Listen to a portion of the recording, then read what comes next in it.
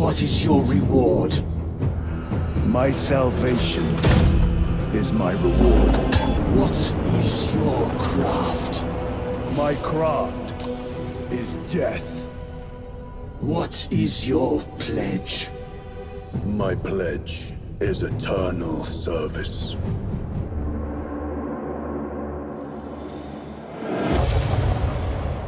Warhammer 40k is a tabletop game with a big fan base and even bigger lore. However, some people are just not into tabletop games. Thankfully, Warhammer is so big it can branch out into different media like video games. A great game released in the 40k universe was Space Marine, a hack and slash where you go around killing orcs, and it was average. Now, after 13 years, we finally got the sequel, Space Marine 2. Is the sequel better? How did it improve? But the big question: how 40k is this game? What does that even mean? How 40k is this game? Who even is John Warhammer? Oh, you had to be a connoisseur like me to understand the ethics of this question. Women don't talk to you much, huh? Why, yes, I do play Warhammer. How did you know? Space Marine 2 is a third-person hack-and-slash shooter. Hordes of enemies are always attacking you that consist of small little guys and actual threats. With smaller enemies, you're better off swinging your melee weapon and it kills them in one hit. With bigger enemies, it's better to drain their health with your gun. Once their health is low enough, you can execute them. No matter if you're slashing or shooting, your only goal is to kill everything that moves in front of you. You'll have plenty of chances as hordes of enemies are constantly coming at you, and they don't stop coming. Whenever I died in the game, it felt like I was truly overwhelmed and overpowered.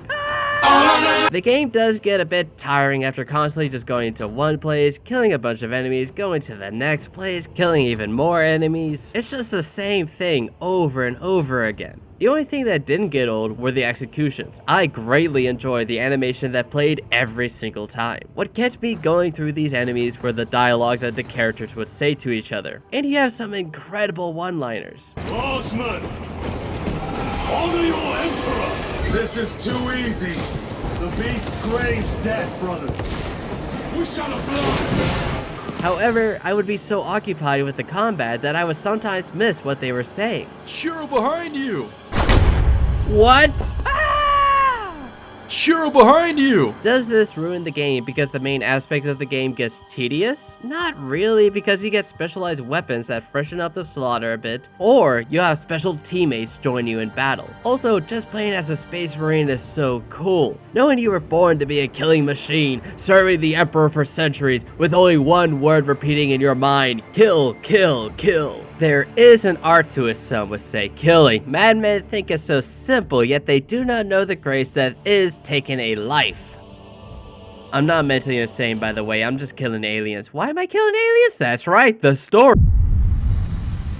There is a Tyranid threat approaching a planet, so my squad is sent in to plant an incendiary bomb. I play as a Space Marine on the Death Watch, and so it's a Hold on. What's the Death Watch? Well, to answer that, you're gonna need some context. So the Emperor's favorite son was Horus. I did manage to get the bomb back and launch it into the stratosphere, when the character I play as is revealed to be Titus.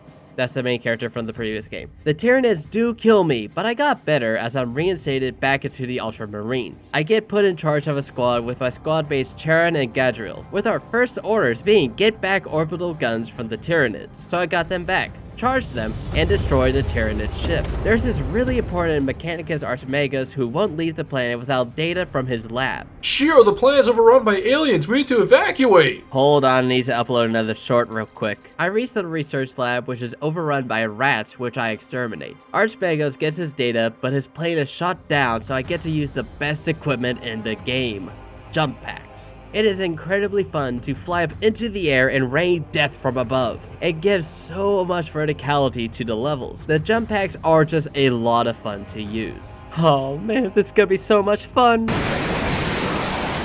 Whoa. I don't know how to land this thing. I made it to the crash site, but everyone died, including the Archmagus. There is something else going on, however. No Tyranids did this.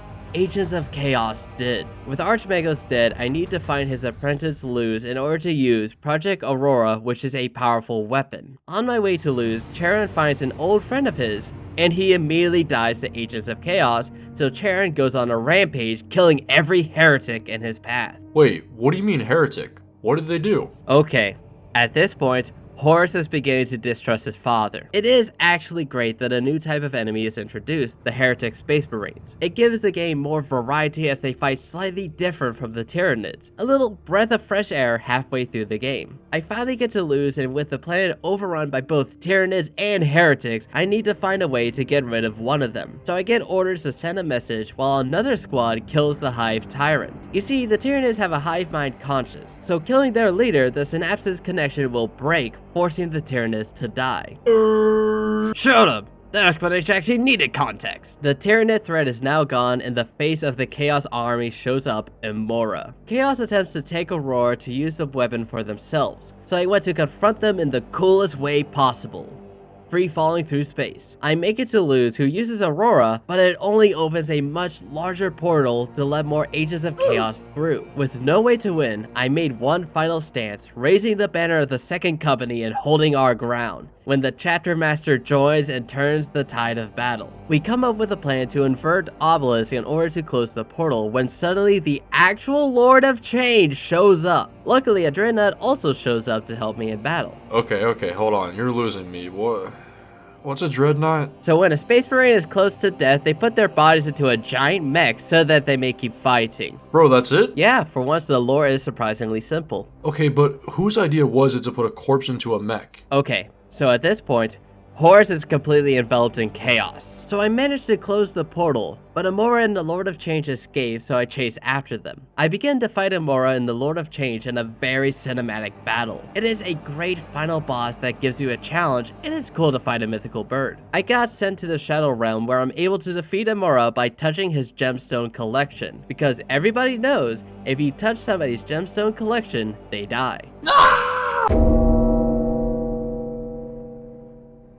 Yeah, Space Marine 2 is a good game. Warhammer 40k is a hobby that is a bit difficult to get into. Well, with the books and books of lore, the amount of money you need to spend to even play the tabletop game. However, you don't need to know much about Warhammer lore to enjoy this game. It is just mindless fun going around fighting hordes of enemies. It does get tiring, however. Constantly doing the same thing over and over again. Even with the different weapons, it's the same encounter every time. Like I said before, the executions never got old. This game is better than its prequel, with its biggest improvement being the beautiful graphics. I always thought graphics didn't matter much in a game, and for the most part that is true. Even indie games with limited graphics are still some of the best games I've ever played. But man, when I tell you I had to physically stop and just admire the environments, it made the game a lot better. Man, these graphics look amazing, and the models look gorgeous. So why doesn't your model look amazing? You are no longer in the rest of the video. The story is kind of forgettable the first time around, with the gameplay being so repetitive. At the end of the game, I couldn't remember some of the main beats of the game. Then looking back at my gameplay,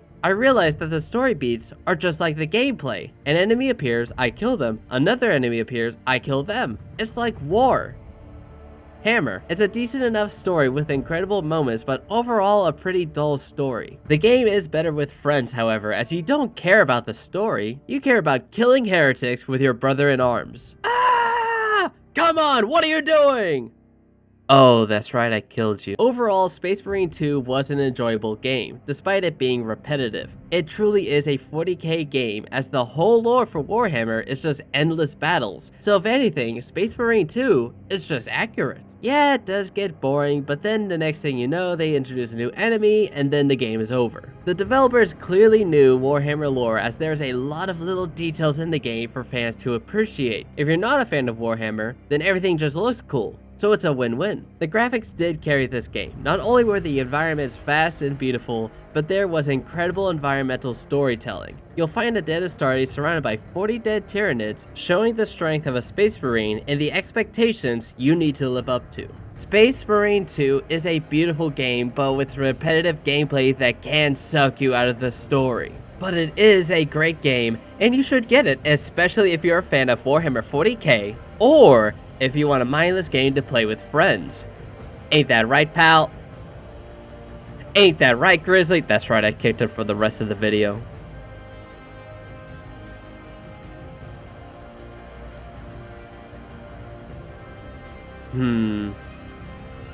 I messed up.